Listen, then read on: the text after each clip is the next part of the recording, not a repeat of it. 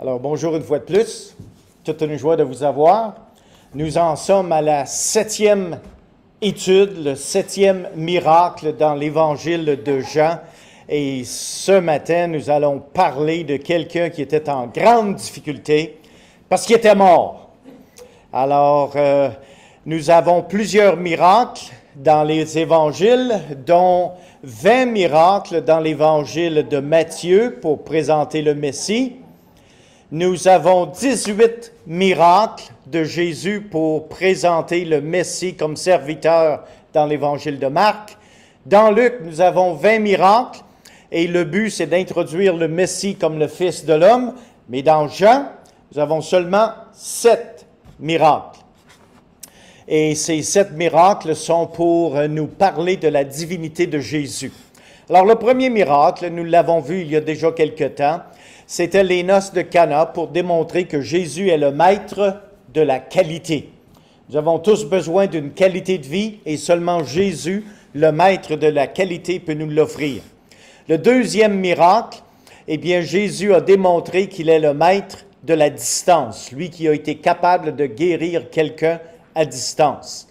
Dans Jean, chapitre 5, nous avons vu Jésus qui a guéri quelqu'un à la piscine de Bethesda. Jésus est le maître du temps. Ça faisait 38 ans que cet homme était malade et après 38 ans, Jésus l'a guéri.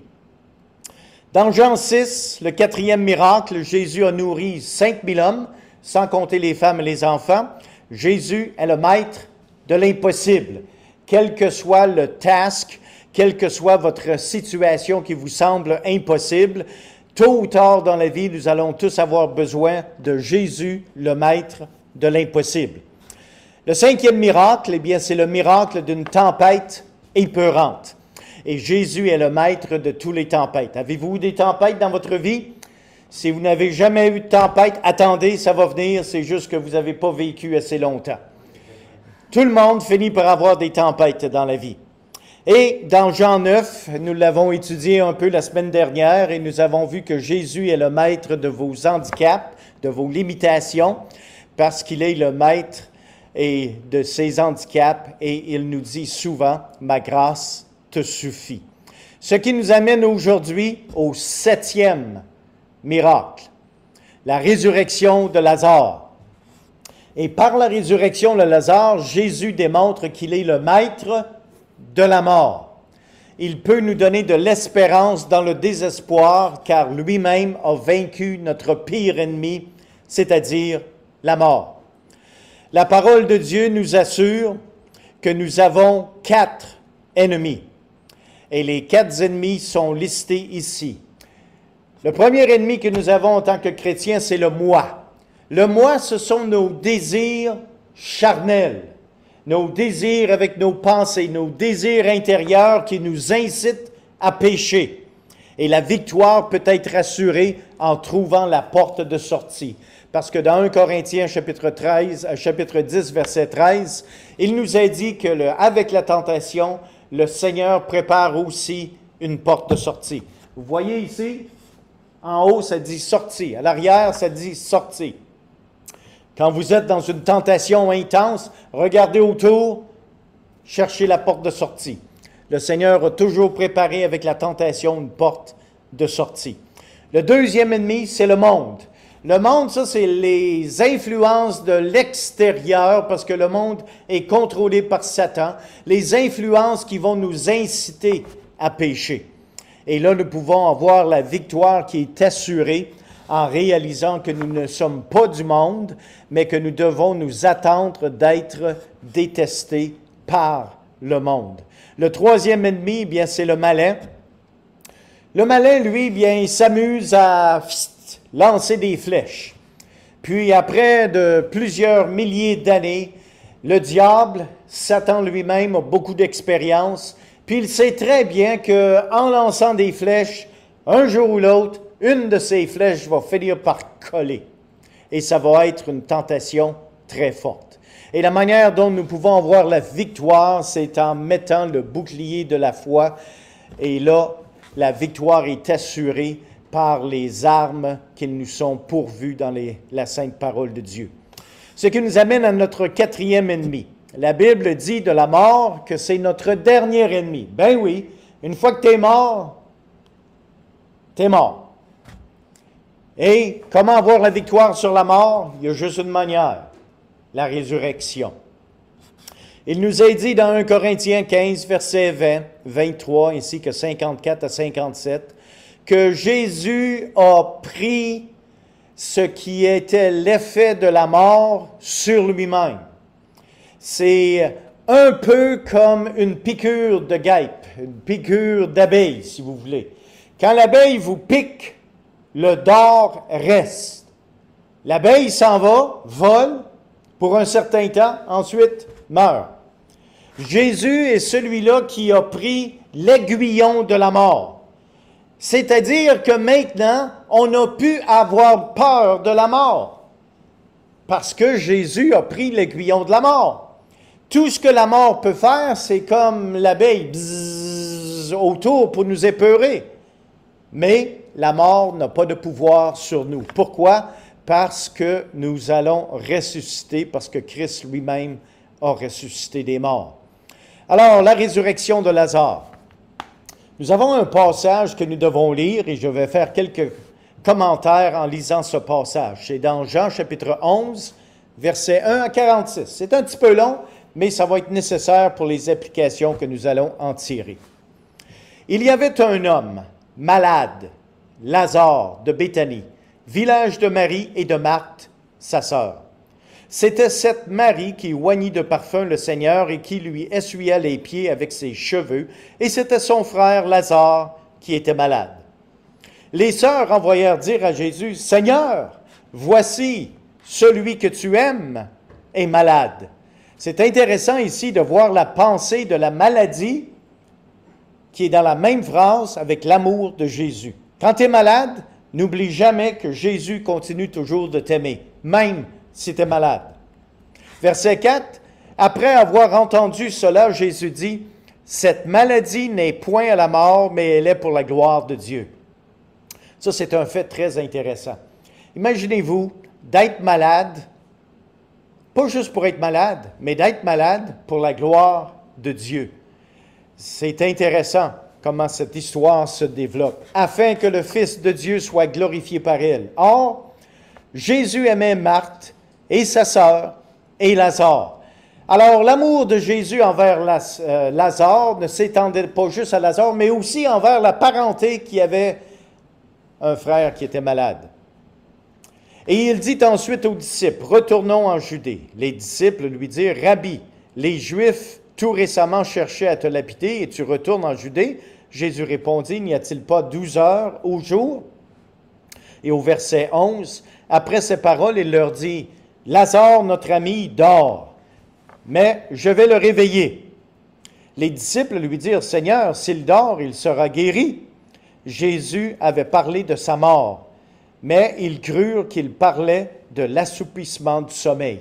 Alors, c'est intéressant ici, notre compréhension de la mort et la compréhension de Jésus de la mort. Pour Jésus, la mort, c'est comme un sommeil. À un moment donné, le réveil matin sonne, oh, tu te réveilles. C'est ça la résurrection. Au verset 14, alors Jésus leur dit ouvertement, Lazare est mort. Et à cause de vous, afin que vous croyiez, je me réjouis de ce que je n'étais pas là. Ah, ça c'est intéressant. Jésus aime Lazare. Lazare est malade. Jésus continue de l'aimer. Jésus a été averti, a été demandé de venir, mais il retarde 2 jours de plus. Puis ensuite, il nous a dit, eh bien, Lazare est mort. Sur quoi Thomas, appelé Didyme, dit aux autres disciples, « Allons aussi afin de mourir avec lui. » Jésus étant arrivé, trouva que Lazare était déjà depuis 4 jours dans le sépulcre. Ça faisait maintenant 4 jours. Pauvre, pauvre Lazare, mort depuis 4 jours, emmailloté, tout entortillé comme une momie, la face, la tête, le tout lié. Eh bien, maintenant, il est dans le tombeau. Et comme Béthanie était près de Jérusalem, à 15 stades environ, beaucoup de Juifs étaient venus vers Marie et Marthe pour les consoler de la mort de leur frère.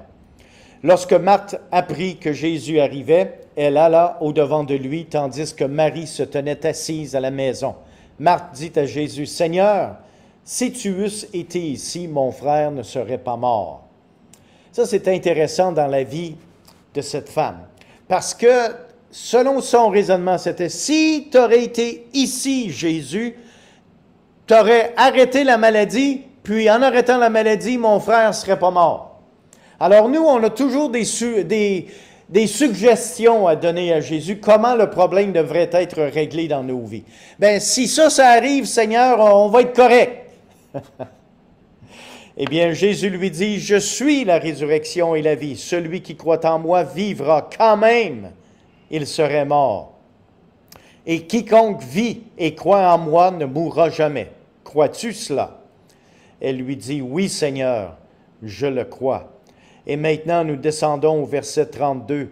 Lorsque Marie fut arrivée là où était Jésus et qu'elle le vit, elle tomba à ses pieds et lui dit, « Seigneur, si tu eusses été ici, mon frère ne serait pas mort. » Là, l'autre sœur arrive, puis elle a la même sorte de raisonnement. « Seigneur, si tu aurais réglé le problème, quand le problème était ça de gros, s'il aurait été réglé, il ne serait pas mort. » Alors, on a souvent le même raisonnement que les sœurs de Lazare. Jésus, la voyant pleurer, elle et les Juifs qui étaient venus avec elle, frémit en son esprit et fut tout ému. Quand tu es malade, quand tu as de la souffrance, quand tes bien-aimés sont malades et que tu pleures, Jésus est ému de compassion. Jésus n'est jamais insensible à nos douleurs humaines. Et il dit, « Où l'avez-vous mis? » « Seigneur, répondit-il, viens et vois. » Et au verset 35, le verset le plus court de toute l'Écriture, Jésus pleura. Sur quoi les Juifs dirent, voyez comment il l'aimait. Et au verset 38, Jésus, frémissant de nouveau en lui-même, se rendit au sépulcre. C'était une grotte, une pierre était placée devant. Jésus dit, ôtez la pierre. Marthe, la sœur du mort, lui dit, Seigneur, il sent déjà. Hey, ça fait 4 jours que le gars est mort, qui décompose, tu roules la pierre, le mort, il est encore dans la grotte, mais la senteur, elle sort. Puis, ça prend un nez de femme, hein? Parce que c'est la sœur qui dit, « Wow, OK, il sent le mort. » Jésus lui dit, « Ne t'ai-je pas dit que si tu crois, tu verras la gloire de Dieu? » Ils ôtèrent donc la pierre, et Jésus leva les yeux en haut et dit, « Père, je te rends grâce de ce que tu m'as exaucé. Pourquoi? Pour moi, je savais que tu m'exauces toujours, mais j'ai parlé à cause de la foule qui m'entoure, afin qu'ils croient que c'est toi qui m'as envoyé. » Et au verset 43, ayant dit cela, il criait d'une voix forte, « Lazare, sors! » Et le mort sortit, remarquez comment il est sorti, et le mort sortit les pieds et les mains liés de bandes et le visage enveloppé d'un linge. Jésus leur dit, « Déliez-le et laissez-le aller. » Plusieurs des Juifs qui étaient venus vers Marie et qui virent ce que fit Jésus crurent en lui. Maintenant, nous avons plusieurs leçons à apprendre de cette belle histoire. Parce que je m'adonne à servir un Dieu qui est vivant et non pas un Dieu qui est mort. Je sers un Dieu qui est encore capable de faire des miracles. Et ce matin, je vous demande cette question. Avez-vous déjà été le récipient d'un miracle dernièrement? Avez-vous déjà témoigné un miracle de Dieu? Vous avez vu quelque chose? Vous avez vu Dieu à l'œuvre? Ou mieux encore, peut-être que ce matin, vous avez besoin d'un miracle de Dieu dans votre vie.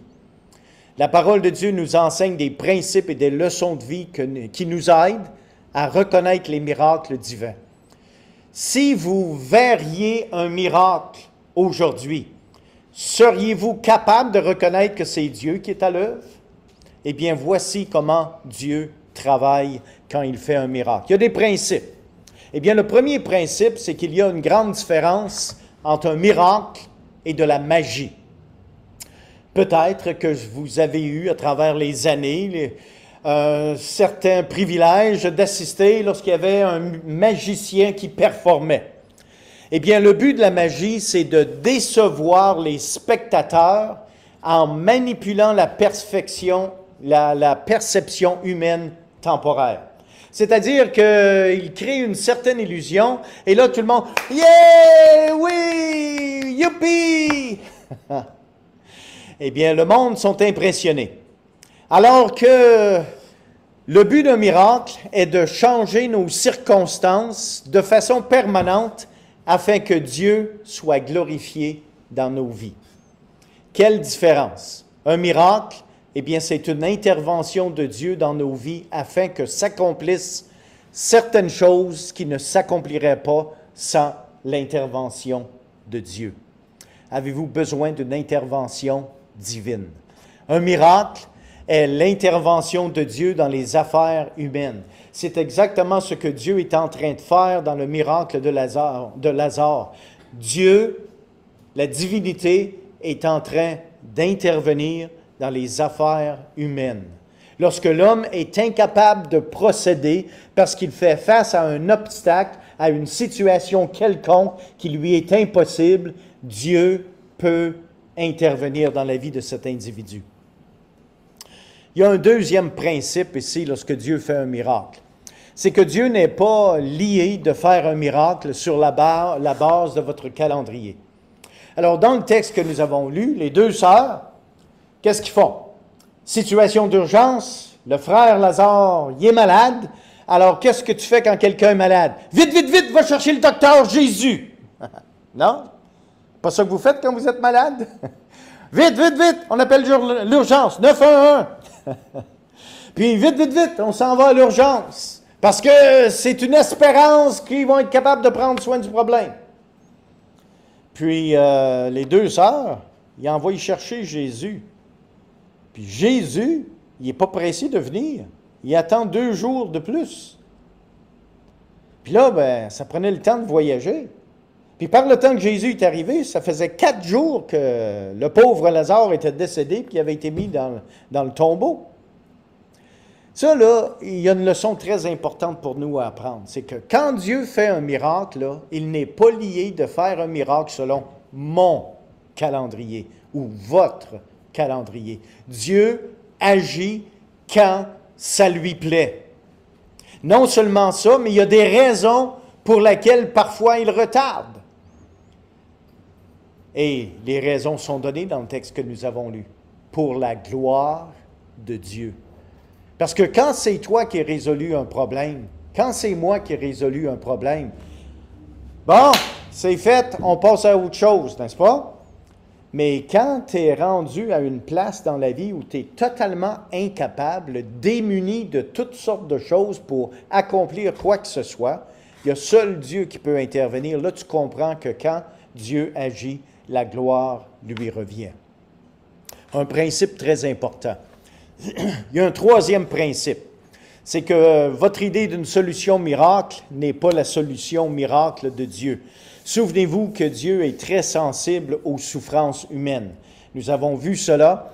Jésus a vu les sœurs qui pleuraient et Jésus lui-même a pleuré. C'est intéressant de voir que la maladie est liée dans la même phrase avec l'amour de Dieu. Il ne faut jamais oublier ça, les amis. Je l'ai dit tout à l'heure, mais je le répète parce que c'est très important. Dans la maladie, peu importe l'importance ou le sérieux de la maladie, l'amour de Dieu ne diminue jamais. Et Jésus n'est jamais insensible à vos douleurs humaines, quelles que soient vos douleurs. Et parfois, les douleurs peuvent durer longtemps. Alors c'est bien, c'est sage pour chacun de nous de se rappeler que même si nous sommes en train de souffrir, que nous sommes en train de pleurer parce que nous souffrons, l'amour de Jésus ne diminue jamais. Et Jésus est sensible aux douleurs humaines. Les miracles de Dieu ne doivent jamais être limités par notre imagination. Vous avez remarqué le verset 37, nous en avons fait allusion il y a quelques instants. au verset 37, « Et quelques-uns d'entre eux dirent, « Lui qui a ouvert les yeux de l'aveugle, ne pouvait-il pas faire aussi que cet homme ne mourût point? » Alors, non seulement Marie et Marthe, les sœurs, avaient cette pensée que si Jésus aurait été ici, il aurait pu arrêter la maladie. Mais maintenant, même le monde autour des deux sœurs, même le monde avait la même philosophie. Puis pour eux, la solution était simple. Arrête la maladie. Alors que Jésus voulait procéder avec une résurrection. Un quatrième principe, Dieu ne fera jamais pour vous ce que vous pouvez faire pour vous-même. C'est intéressant de la manière que Jésus a procédé lorsqu'il a fait ce miracle. Parce qu'il est arrivé au tombeau et quelle est la première chose qu'il a dit aux gens qui étaient tout autour, incluant les deux sœurs? Bien, il a dit au monde, il dit, ôtez la pierre. Imaginez-vous que le Fils de Dieu est là, présent. Lui qui a créé le ciel, la terre, les animaux, vous et moi, lui qui a tout pouvoir et tout contrôle, il demande aux gens d'enlever la pierre. Me semble que s'il aurait voulu vraiment impressionner la foule, il aurait pu demander à l'archange Michael, « Hey, Michael, arrive ici, amène ton bâton de dynamite, paf, fais-moi sauter ça, cette pierre-là. » Ça aurait été impressionnant. Mais non. Il y a un principe quand Dieu fait un miracle, c'est que Dieu ne fera jamais pour vous ce que vous pouvez faire pour vous-même. Voyez, le principe est simple. Les gens ne pouvaient pas ressusciter Lazare, mais ils pouvaient rouler la pierre. Alors, si vous voulez devenir partenaire avec Dieu en exerçant un miracle, eh bien, attendez-vous de ce que Dieu va vouloir vous utiliser également. Et la deuxième chose que nous remarquons une fois que la pierre était roulée, c'était au verset 39. Verset 39, il est dit, Jésus dit, ôtez la pierre. Marthe, la sœur du mort, lui dit, Seigneur, il sent déjà. Il y a un beau principe dans cette petite phrase de la sœur. Parce que vous voyez, des fois, là, on s'attend que quand Jésus va faire un miracle, là, tout va être beau, tout va être parfait, tout va rouler comme sur des roulettes. Mais hey, Jésus ressuscite Lazare. Puis il pue. Il sent mauvais. C'est, oh! Vous voyez, les amis, même dans un miracle, Dieu ne parfume pas nos circonstances afin que celles-ci nous soient plus agréables. Dieu, même quand il performe un miracle, n'est pas concerné par votre confort personnel. Ça, c'est intéressant. Imagine, vous êtes le Fils de Dieu, vous avez créé des millions et des millions d'êtres humains à travers les générations. Maintenant, vous ressuscitez un mort, puis il n'est même pas parfumé. Il le sent. Eh bien, les gens ont ôté la pierre, et c'est d'un commun effort que les gens pouvaient réussir à enlever la pierre. Les gens peuvent ainsi participer au miracle de Dieu. Lorsque Dieu fait un miracle, il n'est pas le seul qui est à l'œuvre. Dieu implique les gens, tels par exemple les docteurs, les travailleurs, les maris, les femmes, les serviteurs, dans ces miracles. Le but ultime d'un miracle est toujours pour que d'autres gens croient en Dieu et jamais pour des bénéfices égoïstes. Et quand Jésus a ressuscité Lazare, la raison nous est donnée pourquoi il a ressuscité Lazare, pour que les gens puissent croire. Alors, quand tu es malade, quand ça va mal, quand tu as des obstacles, et quand tu demandes à Dieu d'intervenir, et quand Dieu intervient dans ta vie, eh bien, qui va bénéficier? Ça devrait être pour que quelqu'un puisse être amené à Christ et croire en Dieu. Et finalement, Jésus a dit, « Lazare, sors! » Seul Jésus pouvait ressusciter Lazare. Lazare et ses amis, au verset 44, étaient directement impliqués dans le miracle de Jésus. Nous savons que Jésus, quand il voulait crier, pouvait crier. Quand il était sur la croix, lorsqu'il a expiré son dernier souffle, Les gens l'ont entendu. Lorsqu'il était dans le temple et que les vendeurs dans le temple, Jésus a été offusqué. Comment vous pensez c'est arrivé? Est-ce que Jésus a dit, « Ben, monsieur, vous vendez dans le temple, voulez-vous, s'il vous plaît, juste enlever un tout petit peu, un peu plus loin vos tables des chantres? » Non, non, non! Jésus les a mis dehors à coups de fouette, changer les cordes en foie. Ça, c'est le Jésus qui a dit, « Lazare, sors! » d'une voix forte. Eh bien, imaginez-vous quelque chose. Vous êtes le Fils de Dieu, vous ressuscitez un mort. À quoi vous attendez-vous? Quelqu'un habillé en habit 3 morceaux, avec une belle cravate, toute parfumée? Pas du tout. Lazare sort, un peu comme une momie. Il était tout enveloppé, alors il ne voyait pas où il s'en allait. Mais il y avait probablement un petit courant d'air, ça fait qu'il suivait le courant d'air. Puis finalement, il est arrivé dehors. Hey! Puis qu'est-ce que Jésus a dit? Il a dit, déliez-le. Hey! Quand j'arrive au ciel, là, moi, je veux parler au gars qui est arrivé là. Allô, Lazare, comment ça va? Après 4 jours dans le tombeau. Oh, tu pues, on referme le tout.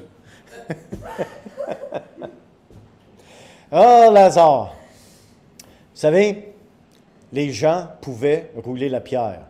Les gens ne pouvaient pas ressusciter Lazare, mais les gens pouvaient délier Lazare. La résurrection vient après la souffrance et la mort. Ça, c'est un principe là, tellement de base qu'on l'oublie. La résurrection vient après la souffrance et la mort. Vous ne pouvez pas être à demi-mort ou à demi-ressuscité. Ça veut dire qu'avant d'être ressuscité, il va falloir mourir. Puis avant de mourir, souvent on est malade, puis des fois on est malade longtemps. Puis des fois on est souffrant. Mais telle est la nature des choses.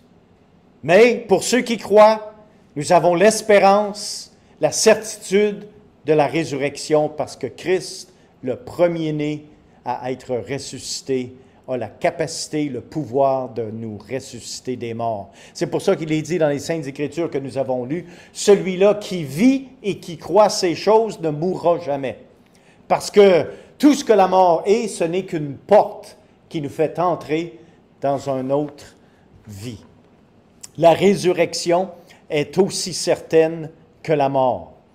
Certains ressusciteront à la vie éternelle, alors que les autres ressusciteront pour passer l'éternité sans Dieu, ayant été condamnés au lac éternel de feu, où la souffrance et les grincements de dents sont continuels et sans arrêt. Pourquoi Dieu ne répond-il pas à nos prières immédiatement? Eh bien, même si nous souffrons, l'amour de Dieu est notre refuge et notre réconfort. Rappelez-vous ici que la gloire de Dieu et le salut des hommes sont plus importants que notre confort, nos souffrances ou ce que nous considérons important. Et souvent, on oublie ça. Quand on est souffrant, on pense à qui? On pense à soi. Pauvre, pauvre petit moi. Complexe d'Aurore enfant martyr. Hein? Alors que nous devrions penser, Seigneur, à travers mes souffrances, qui va bénéficier du témoignage pour que d'autres croient? Souvenons-nous que quand Dieu fait un miracle, la dernière chose sur la liste, c'est notre confort. La première chose sur la liste, c'est la gloire de Dieu. La deuxième chose, c'est pour que les gens autour de nous croient. Et peut-être nos circonstances vont être améliorées, mais pas nécessairement. L'amour de Jésus pour ses enfants est constante, même lorsque ceux-ci souffrent grandement. Qu'ils soient morts, qu'ils soient souffrants ou vivants, Jésus aime ses enfants d'un parfait amour. Parce qu'il a pleuré et il continue de pleurer lorsque nous souffrons. Pourquoi Jésus a-t-il attendu 4 jours? 4 jours avant de ressusciter Lazare. C'est que dans la théologie, philosophie de la personne juive, l'esprit d'un mort pouvait rôder autour du mort pendant un maximum de 3 jours. Puis, c'est possible que l'esprit puisse réentrer dans le mort et le mort reprend vie. Alors, dans cette situation, Jésus a attendu 4 jours. 4 jours pour démontrer, même aux Juifs, que Lazare était vraiment mort. Comme Lazare était certainement mort et totalement sans espoir de revenir à la vie, ainsi, nous étions également morts dans nos péchés et sans espoir de vie éternelle sans Christ. C'est ce que nous décrit l'apôtre Paul dans Éphésiens chapitre 2, versets 1 à 5. Vous étiez morts par vos offenses et vos péchés. La pierre est certainement une représentation des obstacles qui peuvent nous empêcher de venir à Christ afin de recevoir le pardon de nos péchés et la vie éternelle. Nous devons aider les gens à enlever ces obstacles de leur vie pour ce qui les empêche de venir à Christ. Il y a plusieurs obstacles qui empêchent les gens de venir à Christ. Ça peut être représentatif, cette pierre. Alors nous avons le devoir, la responsabilité de rouler ces obstacles pour que Jésus puisse faire son miracle dans leur vie. Jésus cria d'une voix forte, « Lazare, sors !» Ce matin, avez-vous entendu le cri de Jésus qui vous invite de venir à lui? Venez vers le cri de sa voix qui vous appelle. Comme Lazare avait commencé à se décomposer et qu'il sentait, ainsi ceux qui viennent à Christ ont une nouvelle vie en Christ, mais traînent avec eux les vêtements de leur vieille vie qui sentent la pourriture et la décomposition. Nous devons les aider à se défaire ou à se délier des mauvaises habitudes et du train de vie destructif dans leur vie qui les ont tous entortillés. C'est une belle chose lorsque quelqu'un vient à Christ. Une nouvelle vie lui est accordée dans le Seigneur Jésus-Christ. Mais souvent, spécialement quand cette personne est adulte, elle vient au Seigneur Jésus-Christ avec des vieilles guenilles du passé, une vieille vie, sont encore entortillés dans certaines vieilles habitudes et nous, en tant que chrétiens, devons les aider, les conseiller, en faire des disciples pour les aider à les délier. Comme Jésus a dit aux gens, déliez-le. Ainsi, c'est notre responsabilité de délier les gens de leur vieille guenille pour qu'ils puissent vivre leur nouvelle vie en Jésus-Christ. En conclusion, ce matin, Jésus nous a choisis comme partenaires pour faire des miracles au lieu de travailler seul. Ça me dépasse. Ça me dépasse. Jésus a choisi de travailler avec nous quand il fait un miracle. Alors, nous pouvons être contributeurs, nous pouvons être participants dans l'œuvre de Dieu. Ceci devrait nous réjouir. Dieu veut que nous soyons impliqués dans ses œuvres, c'est son plan divin. Que pouvons-nous faire pour enlever les obstacles afin que plus de gens viennent à Christ? Ou comment pouvons-nous aider les jeunes croyants à se libérer de leurs vieilles habitudes de vie? Quelle joie de voir la vie d'un jeune chrétien, un jeune chrétien qui se défait de ses vieilles habitudes pour avoir de nouvelles habitudes qui donnent gloire à Dieu. Et ça, c'est notre privilège, c'est notre devoir et c'est notre responsabilité. Alors que le Seigneur vous bénisse par l'enseignement de sa parole ce matin.